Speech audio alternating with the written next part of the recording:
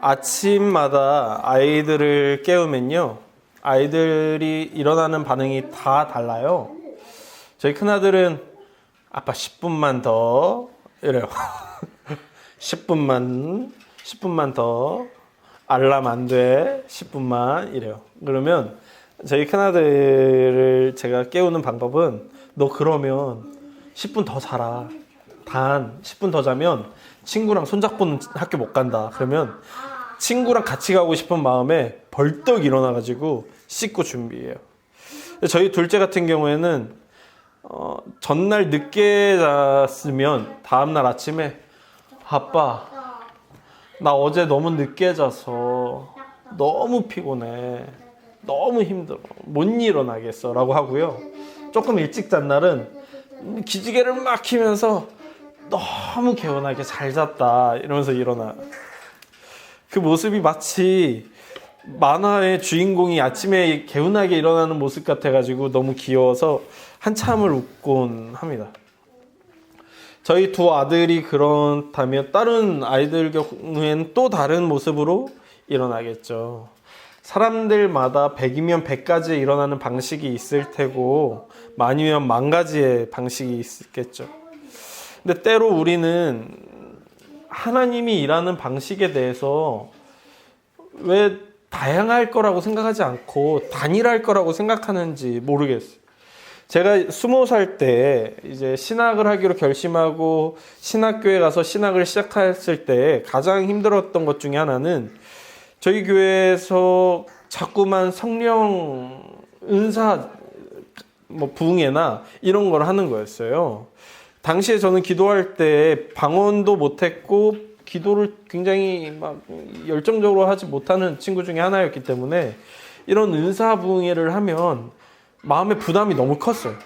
왜냐면 은사 부흥회 하면 온 강사님들마다 방언은 꼭 해야 된다, 방언을 못하면 스테이크를 못 먹는 것 같이, 막 인생이 마치 그 풍성함을 누리지 못하는 것과 같다라고 하면서 방언 못하는 걸 굉장히 계급으로 치면 굉장히 하등한 것으로 이야기하시곤 했었거든요. 그래서 꼭 방언해야만 신학생이고 목사가 되는 거고, 방언해야만 풍성한 거고 이런 것인가에 대한 고민이 굉장히 많았던 거죠. 저 오늘 본문 가운데 과연 하나님은 그런 분이신가, 단일해야만 하는 것인가에 대해서 나눠볼까 합니다. 오늘 본문은 아브라함이 오전 일과를 다 마치고 점심을 먹은 후에 약간의 나른한 시간을 보내고 있는 듯한 뉘앙스를 보여주면서 시작하는데요. 어제와 비슷한 시간에 일어나고 비슷한 일과를 보내고 비슷한 점심을 먹은 그런 평범한 일상 가운데 있었던 것 같아요. 그때 이 아브라함 앞에 세 사람이 서 있는 것으로 이 이야기가 시작되고, 그때 아브라함의 평범했던 일상이 달라지기 시작하죠. 아브라함은 바로 그 사람들에게 달려가서요, 제발 우리 이 장막에 들어와서 잠깐 쉬시고 내가 준비하는 이 음식을 먹고 다시금 길을 떠나라고 해요. 그런데 아브라함이 준비한 이 먹을 거요, 양이 너무너무 많아요. 본문은 그 양을 이렇게 설명하는데요. 본문 6절에서 8절은 이렇게 이야기합니다. 아브라함이 급히 장막으로 가서 사라에게 이르되 속히 고운 가루 세 스아를 가져다가 반죽하여 떡을 만들라 하고, 아브라함이 또 가축대 있는 곳으로 달려가서 기름지고 좋은 송아지를 잡아 하인에게 주니 그가 급히 요리한지라. 아브라함이 엉긴 젖과 우유와 하인이 요리한 송아지를 가져다가 그들 앞에 차려놓고 나무 아래 모셔 섬에 그들이 먹으니라 라고요. 아브라함이 가장 먼저는 자신의 장막 앞에 서 있는 사람들을 위해 밀가루 세 스아를 가지고 떡을 만들죠. 그런데 여기 나오는 스아라는 단위요, 부피를 나타내는 단위예요. 약 8리터, 한 스아가 8리터 정도 되는 부피예요. 그러면 세 스아니까 약 24리터 정도 되는 거죠. 생각해 보니까 그 왜 정수기에 보면 큰 물통 하나 올라가잖아요. 이게 20리터 정도 되는 부피거든요.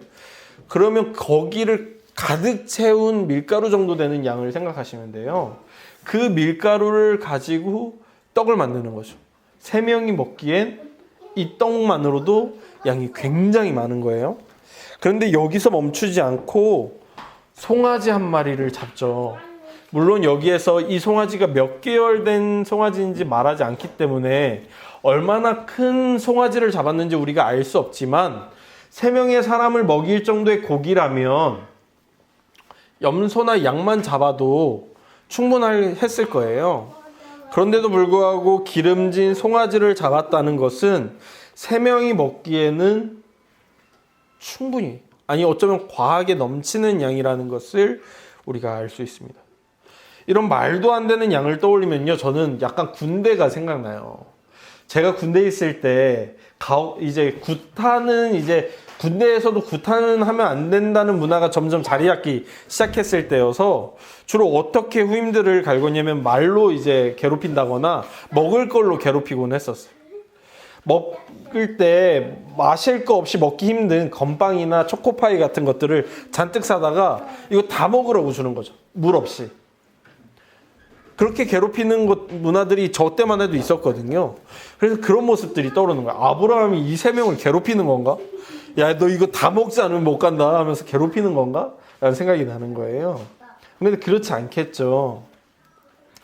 당시 문화에서 지나가는 손님을 융숭하게 대접하는 것이 당시의 문화였어요. 근데 왜 그랬냐면 치안이 안전하지 않은 시대에 잠재적으로 적일 수 있는 사람을 데려다가 융숭하게 대접함으로 잠정적으로 친구를 만드는 문화였던 거예요. 근데 적일 수 있는 일을 친구로 만들어야 한다면 괴롭히는 게 아닐 게 당연한 거예요. 그러면 이걸 어떻게 봐야 할까?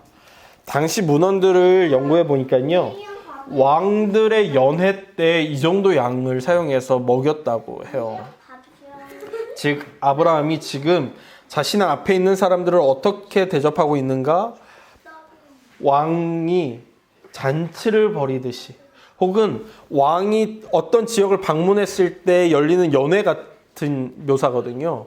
그러니까 자신에게 다가온 사람을 왕처럼 대하고 있는 아브라함을 묘사하고 있다는 것을 우리가 보게 되는 거죠. 그렇게 융숭한 대접을 받은 후 3명 중 1명이 아브라함에게 구절과 같이 묻습니다.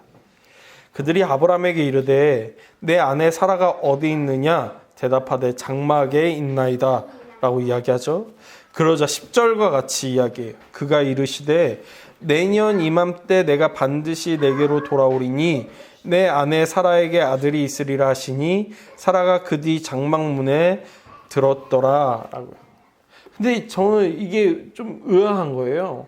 왜냐하면 하나님이 아브라함에게 너 아들 낳을 거야 라는 말씀을 이미 17장에서 했기 때문에 17장 19절을 보면 하나님께서 아브라함에게 이렇게 말씀하세요.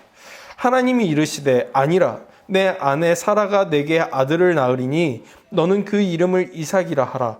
내가 그와 내 언약을 세우리니 그의 후손에게 영원한 언약이 되리라. 그러니까 17장에서 이미 야 사라를 통해 아들을 낳을 거야 라고 말씀하신 하나님께서 18장에서 한 번 더 아브라함에게 오셔서 사라를 통해 아들을 낳을 거야 라고 다시 이야기하시는 거예요. 왜? 라는 생각이 드는 거죠. 왜? 왜 두 번 말씀하시지? 그것도 여러분 하나님이 이거 말씀하신 이후에 뭐 하세요? 소돔에게 가가지고 소돔과 고모를 진멸하시잖아요.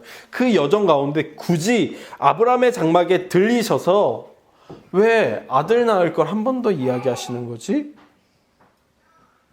라는 의문이 드는 거죠. 몇 가지 가능성이 있겠죠. 아브라함이 17장에 하나님이 말씀하셨는데 까먹은 거예요. 하나님이 나한테 아들을 주실 거야, 사라를 통해. 이걸 까먹어버릴 수도 있겠죠. 혹은 안 믿었을 수도 있어요. 에이, 내 나이에 무슨 아들이야. 내가 100살이고 사라가 90살인데 에이 라고 했을 수도 있을 것 같아요.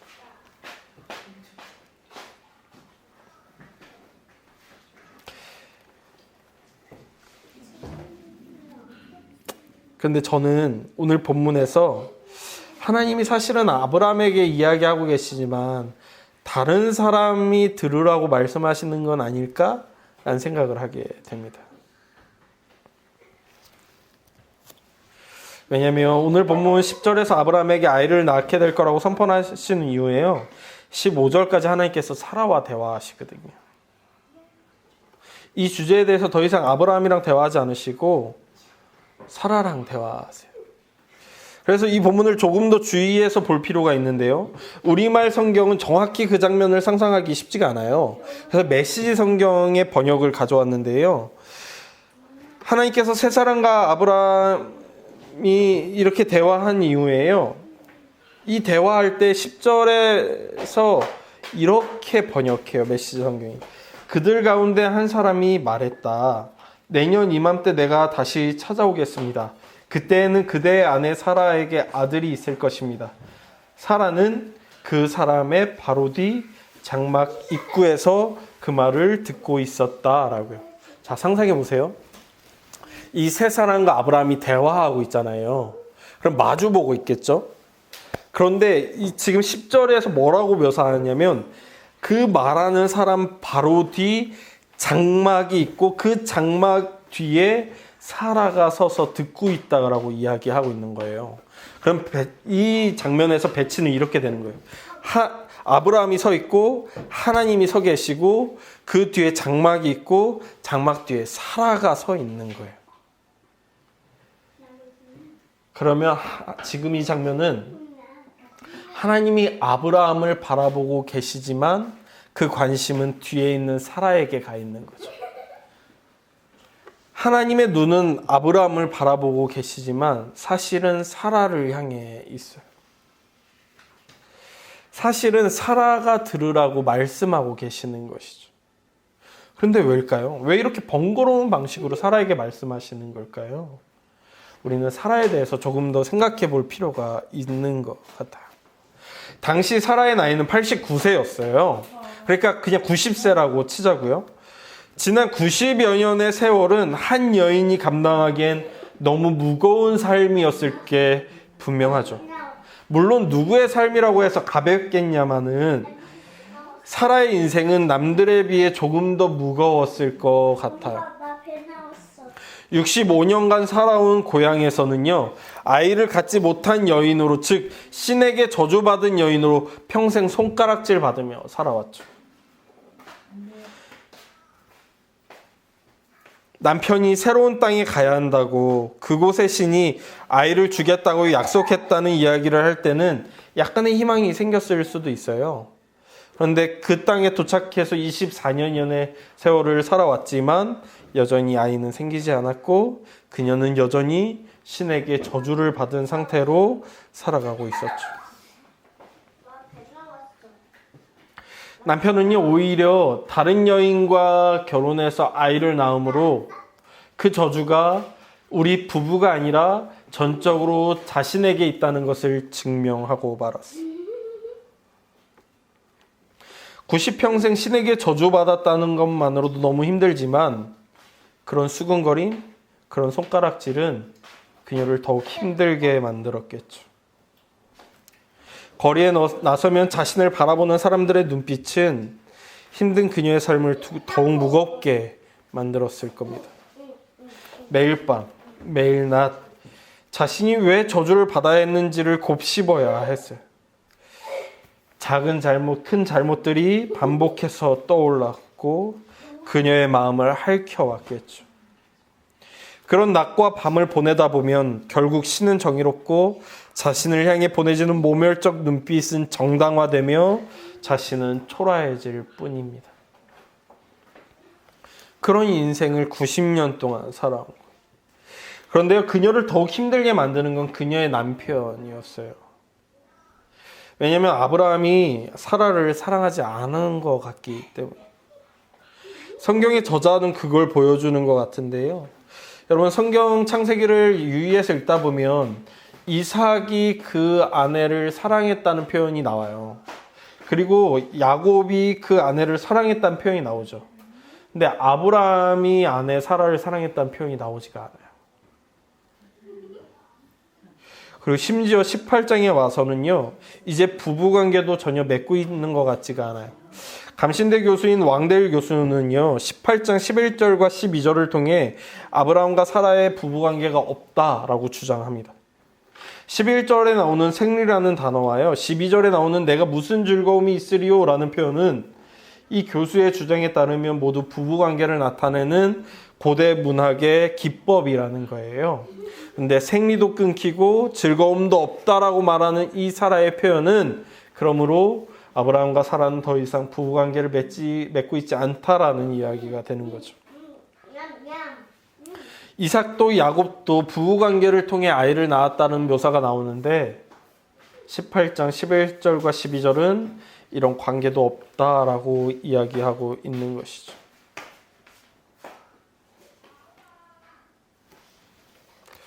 아브라함이 사라를 대하는 태도는 이제 더 이상 사랑이 없습니다.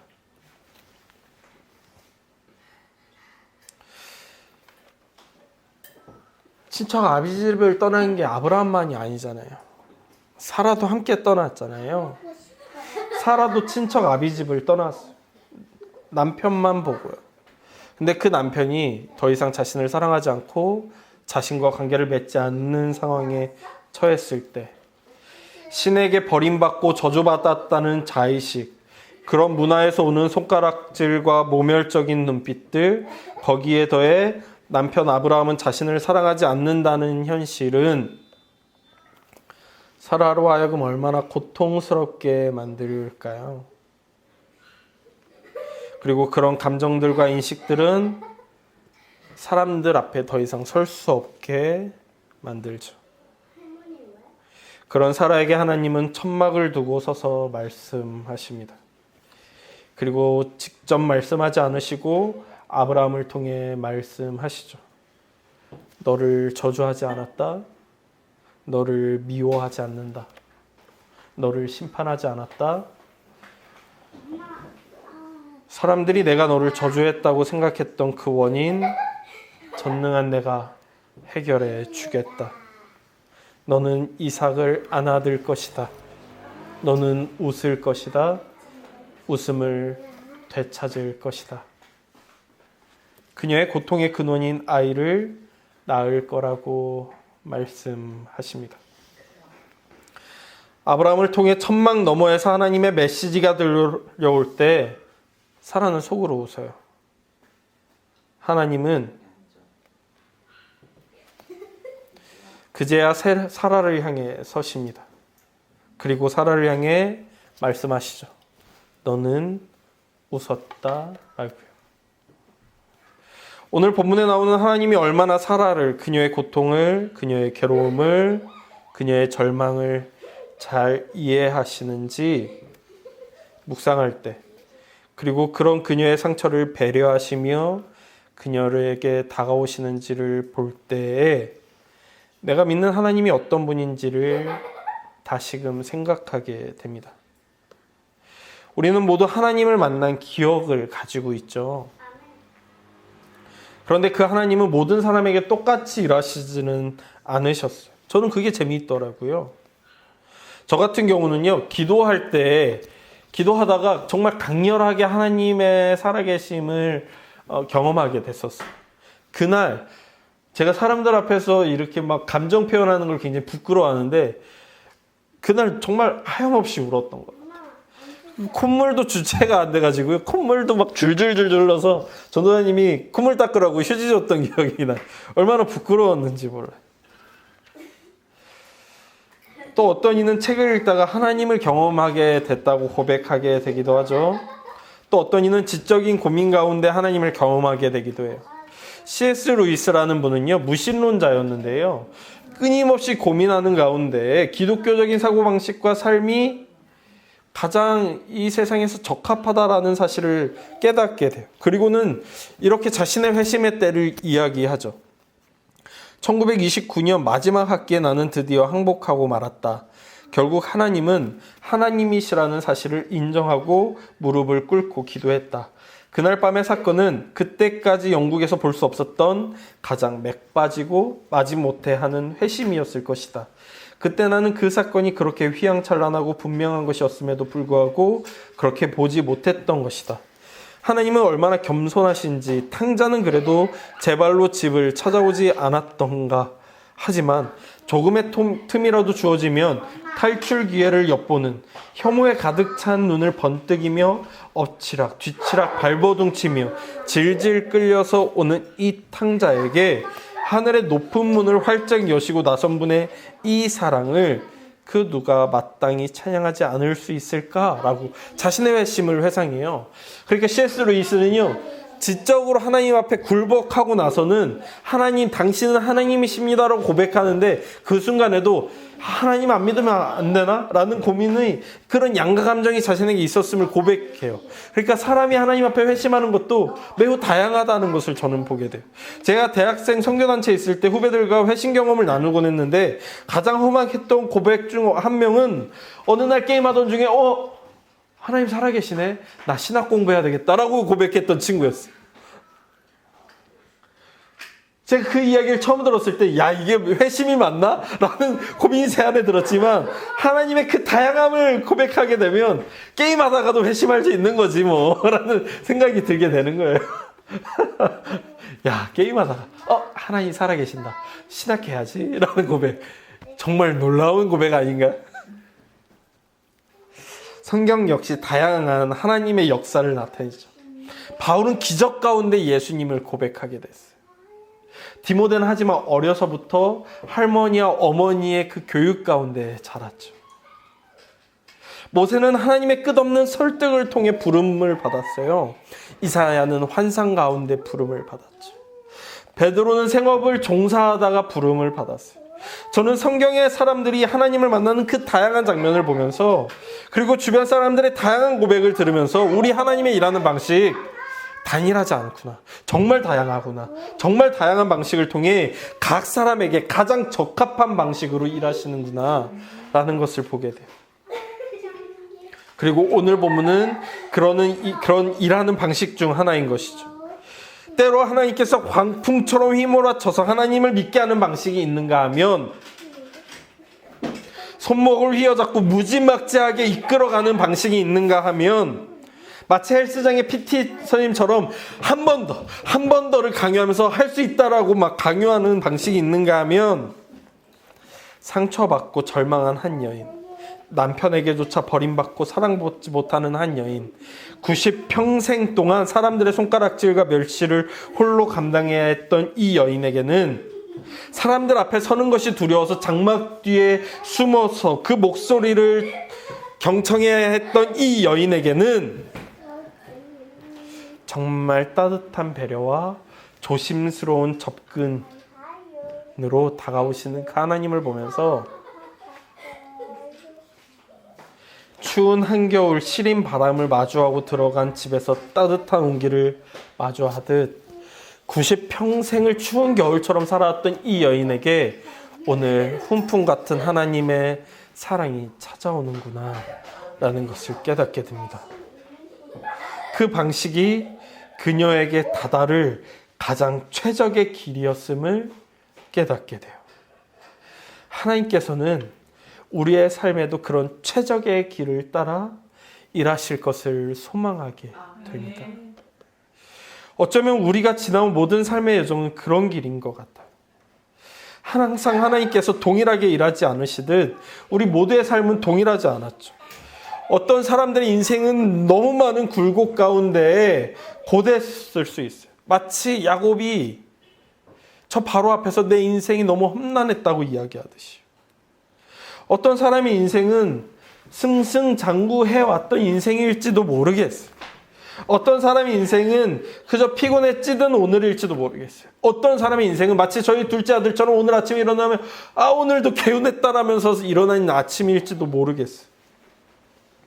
어떤 분은 봄 같은 날을 보낼 수 있겠죠. 어떤 분은 여름 같은 뜨거운 열정 가운데 오늘을 살 수도 있어요. 어떤 분은 그 열정 끝에 오는 가을 같은 추수의 날을 오늘이라 여길 수도 있습니다. 또 어떤 분은 내 인생 왜 이렇게 험난한가 하는 겨울 같은 날을 보낼지도 모르겠습니다.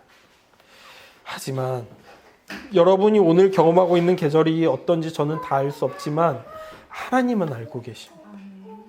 그리고 그 계절을 허락하셨다면 어쩌면 그 계절이 우리의 생각과 다르게 하나님이 일하시는데 반드시 필요한 계절이었을 수도 있겠어요. 그리고 우리가 반드시 거쳐야 하는 계절이었던 걸 수도 있겠죠.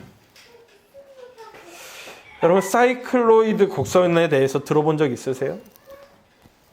점과 점을 잇는 선은 우리가 생각할 때 직선이 가장 적합하고 가장 빠르고 가장 짧은 길인 것 같지만, 가장 짧은 길은 맞지만 가장 빠른 길은 아닐 수 있다는 거예요. 때로는 곡선이 더 빠를 수 있다라고 이야기해주는 선이죠. 어쩌면 우리가 보기에 최적의 노선은 직선인 인생, 승승장구하는 인생일 수 있지만 하나님이 보시기엔 다를 수 있다는 거예요. 조금 돌아가는 것이야말로 가장 하나님께 다다르는 가장 빠른 길일 수 있다라고 이야기해주는 듯합니다.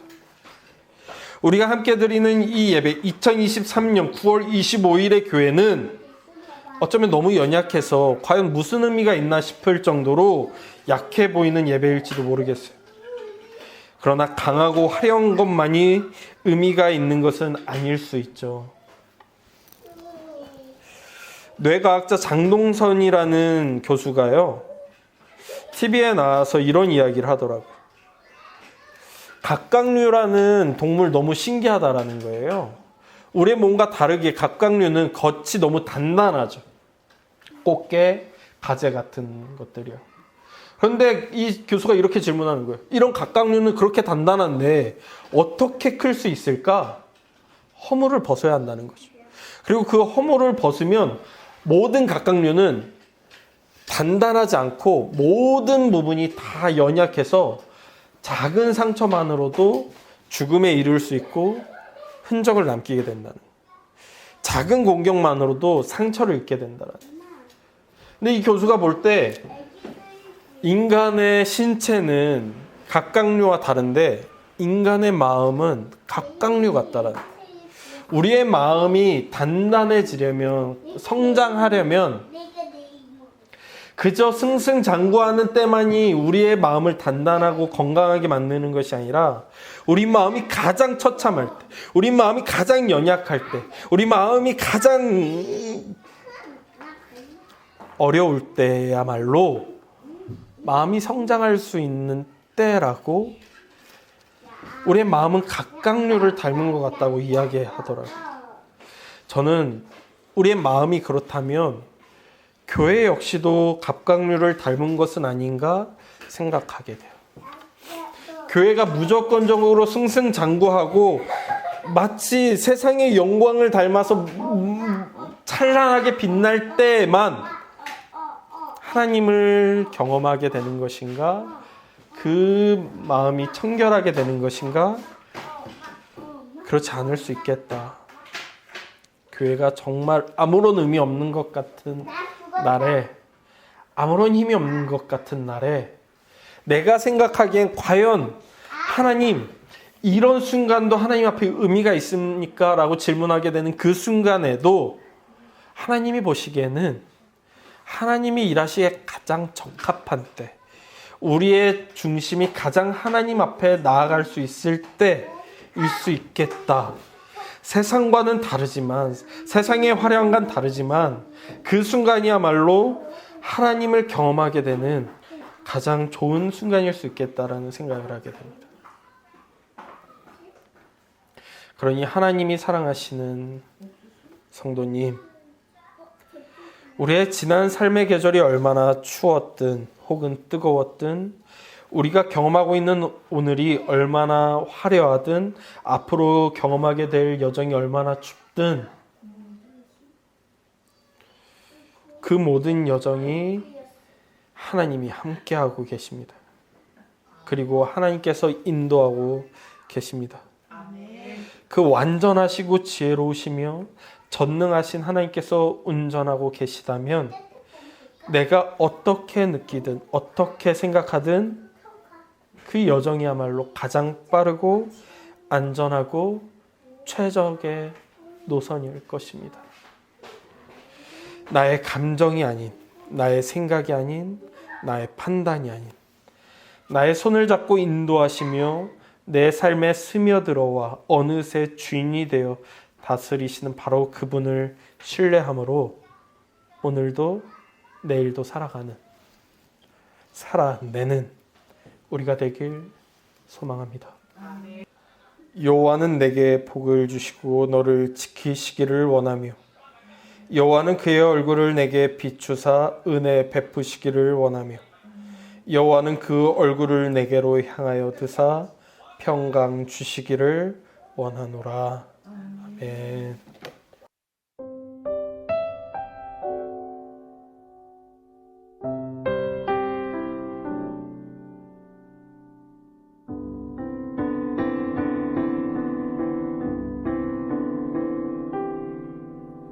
샬롬 샬롬 샬롬 샬롬 샬롬 샬롬 내니 두려워 말아라 나의 아들 나의 딸아 안심하라 샬롬 샬롬 샬롬 샬롬 샬롬 샬롬 나의 평안을 주노라 세상과는 다른 평안 두려워 마라 샬롬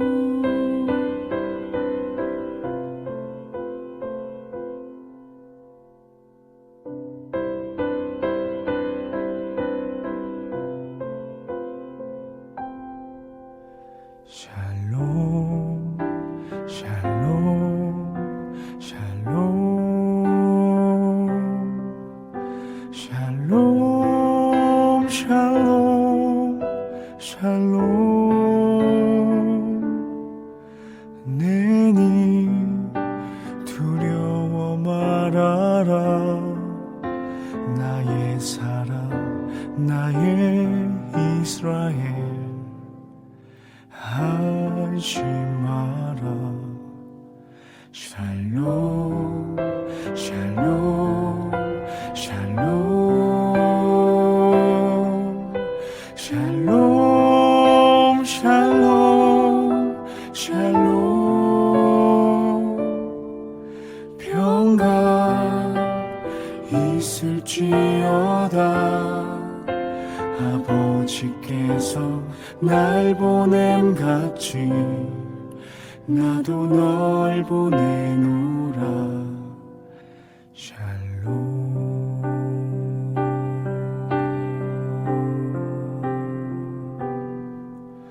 샬롬